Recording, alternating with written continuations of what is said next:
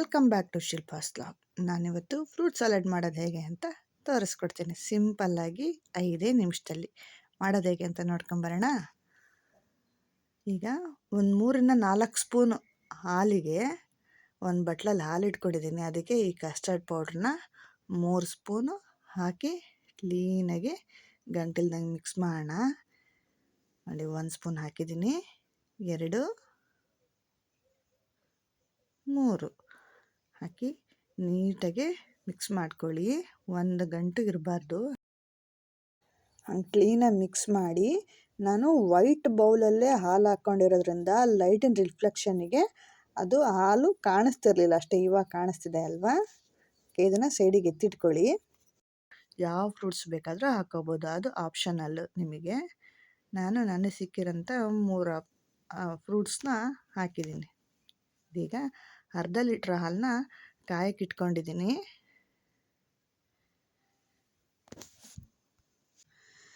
ಇದರಲ್ಲಿರೋ ಸ್ವಲ್ಪ ನೀರಿನ ಅಂಶ ಹೋಗಿ ಕ್ಲೀನಾಗಿ ಗಟ್ಟಿಯಾಗಲಿ ಸ್ವಲ್ಪ. ಇದು ಕುದ್ಕೊಳ್ಳಿ. ಈಗ ಕಲಸಿಟ್ಕೊಂಡಿದ್ವಲ್ಲ ಕಸ್ಟರ್ಡ್ ಪೌಡ್ರು ಪ್ಲಸ್ ಹಾಲು ಸ್ವಲ್ಪನೇ ಹಾಕ್ಕೊತ ಗೂರಾಡಿ. ಒಂದೇ ಸಲ ಹಾಕ್ಕೊಬಿಡಿ, ಗಂಟಾಗ್ಬಿಡತ್ತೆ. ನಿಧಾನಕ್ಕೆ ಗೂರಾಡ್ಕೊತಾನೆ ಹಾಕಿ. ಇದೀಗ ಸ್ವಲ್ಪ ಗಂಟಾಗ್ಲಿಲ್ದಂಗೆ ನೀಟಾಗಿ ಗೂರಾಡಿ, ಸ್ವಲ್ಪ ಗಟ್ಟಿ ಆಗೋವರೆಗೂ ಗೂರಾಡ್ತಾನೆ ಇರಬೇಕು. ಇಲ್ಲಾಂದರೆ ಗಟ್ಟಿ ಆಗಿಬಿಡತ್ತೆ, ಚೆನ್ನಾಗಿ ಬರಲ್ಲ. ಕೆಲವರು ಇವಾಗಲೇ ಸಕ್ಕರೆ ಹಾಕ್ತಾರೆ. ಕುದ್ದು ಕುದ್ದು ಕುದ್ದು ಜಾಸ್ತಿ ಸ್ವೀಟ್ ಆಗಿಬಿಡತ್ತೆ ಅಂತ ಅಂದು ನಾನು ಲಾಸ್ಟಿಗೆ ಸಕ್ಕರೆ ಹಾಕ್ತೀನಿ, ಇವಾಗ ಹಾಕಲ್ಲ. ನೋಡಿ, ಈಗ ಇಷ್ಟ ಆಗಿದೆ, ಇಷ್ಟು ಗಟ್ಟಿಯಾಗಿದೆ. ಇದು ಇನ್ನೂ ಗಟ್ಟಿ ಆಗಬೇಕು.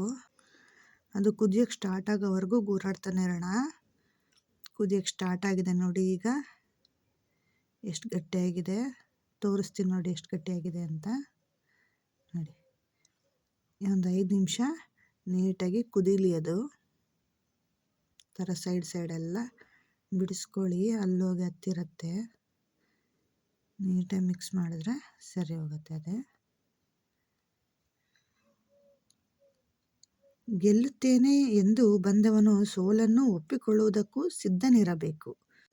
ಗೆಲುವನ್ನು ಮತ್ತು ಸೋಲನ್ನು ಎರಡನ್ನೂ ಸಮಾನವಾಗಿ ಸ್ವೀಕರಿಸಬೇಕು ಎಂದರ್ಥ. ಈಗ ಇದಾಗಿದೆ, ಈಗ ಪರ್ಫೆಕ್ಟಾಗಿ ಆಗಿದೆ. ಇದಕ್ಕೀಗ ಸಕ್ಕರೆ ಹಾಕೋಣ. ನನಗಿಷ್ಟಕ್ಕೆ ಒಂದು 3 ಸ್ಪೂನ್ ಸಕ್ಕರೆ ಸಾಕು.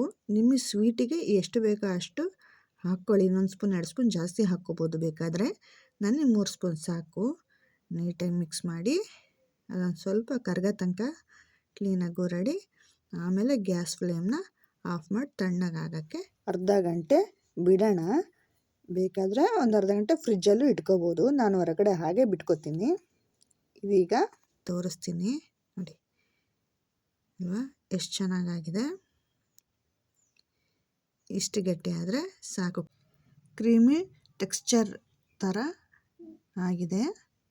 ಈಗ ಇದಕ್ಕೆ ಫ್ರೂಟ್ಸ್ಗಳನ್ನ ರೆಡಿ ಮಾಡ್ಕೊಳ್ಳೋಣ. 1 ಬಟ್ಲು ಆರೆಂಜು ನೀಟಾಗಿ ಸಿಪ್ಪೆ ಬೀಜ ತೆಗೆದಿಟ್ಕೊಂಡಿದ್ದೀನಿ. ಈಗ 1 ಮಾವಿನಕಾಯಿ ಸ್ವೀಟ್ ಇದೆ, ಅದನ್ನು ಒಂದು ಅರ್ಧ ಹಾಕಿದ್ದೀನಿ. 1 ದಾಳಿಂಬೆ, 1 2 3 ಬಾಳೆಹಣ್ಣು ಪೀಸ್ ಮಾಡಿ ಇಟ್ಕೊಂಡಿದ್ದೀನಿ. ಈಗ ಇದಕ್ಕೆ ಒಂದೊಂದನ್ನು ಆ್ಯಡ್ ಮಾಡ್ಕೊತಾ ಹೋಗೋಣ. ಆರೆಂಜು, ಆಮೇಲೆ ಬನಾನಾ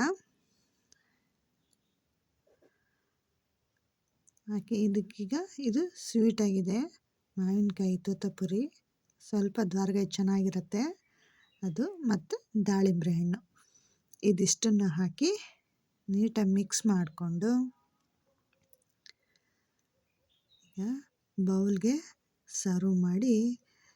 ಸಂಜೆ ಒಂದೊಂದು ಬಟ್ಲು ಯಾರು ಮಕ್ಕಳು ಯಾವ ಹಣ್ಣು ತಿನ್ನಲ್ಲ, ಅದನ್ನು ತಿನ್ನಲ್ಲ, ಇದನ್ನು ತಿನ್ನಲ್ಲ ಅಂತಿರ್ತಾರಲ್ಲ, ಅಂಥವರಿಗೆ ಈ ಥರ ಒಂದು ಸಲ ಟ್ರೈ ಮಾಡಿಕೊಡಿ. ಕೊಟ್ಟು ನೋಡಿ ಹೇಗೆ ತಿಂತಾರೆ ಅಂತ. 1 ಬಟ್ಲಲ್ಲ, ಈ 2 ಬಟ್ಲು ಕೂಡ ತಿಂತಾರೆ.